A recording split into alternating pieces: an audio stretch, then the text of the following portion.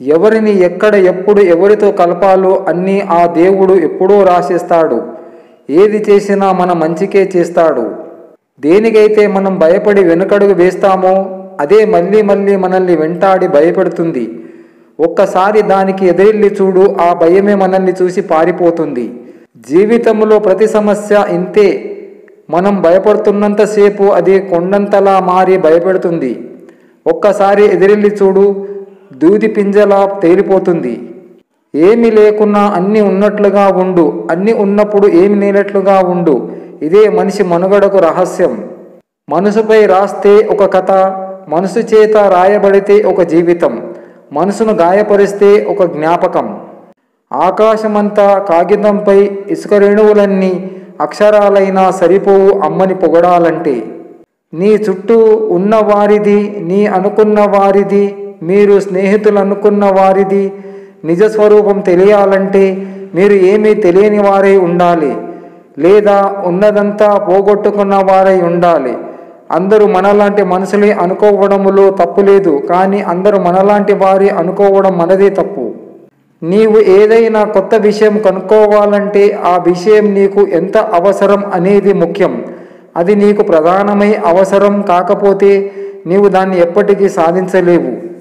జలపాతపు దారికి బండరాళ్ళు అడ్డు రాకపోతే శ్రవ్యమైన శబ్దాలను మనం వినలేము.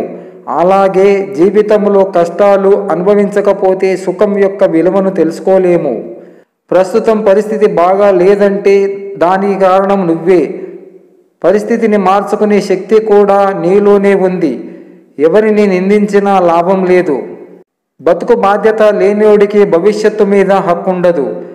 నిన్ను సానబెట్టడానికి సంఘర్షణల మధ్యకి నెడుతూ ఉంటుంది జీవితం. తట్టుకుంటే రత్నమై వెలుగుతావు, తప్పుకుంటే రాయిలానే మిగిలిపోతావు. పనిమంతులు పనిని కూడా విశ్రాంతిలా భావిస్తారు, బద్ధకస్తులు విశ్రాంతిని కూడా పనిలా భావిస్తారు. సోమరితనాన్ని మించిన సన్నిహిత శత్రువు మరొకరు లేరు.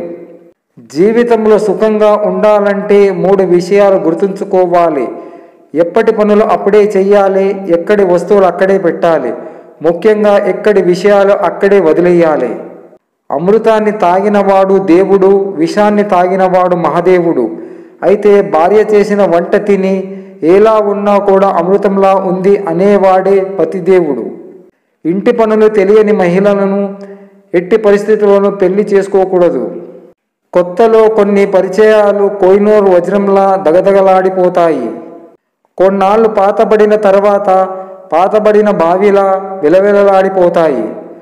మధ్యలో వచ్చి మధ్యలోనే వెళ్ళిపోయే బంధాలకు బందీ కాకు మిత్రమా. ఆ తర్వాత నీ మనసుకు కలిగిన గాయం ఏ ఒక్కరూ తీర్చలేరు. ఇంట్లో వాళ్ళు కష్టపడి సంపాదిస్తున్నారు కదా, మనం తిని కూర్చుందాం. దేశం కోసం పక్కవాడు పోరాడుతున్నాడు కదా, మనం పడుకుందాం అనుకునే అసమర్థులు ఉన్నంతకాలం మన దేశం బాగుపడదు. నేటి సమాజం తీరు. సమస్యల్లో మునిగిపోతూ కొందరు బాధపడుతుంటారు. సమస్య మన వరకు రాలేదని ఇంకొందరు సంతోషంగా ఉంటారు.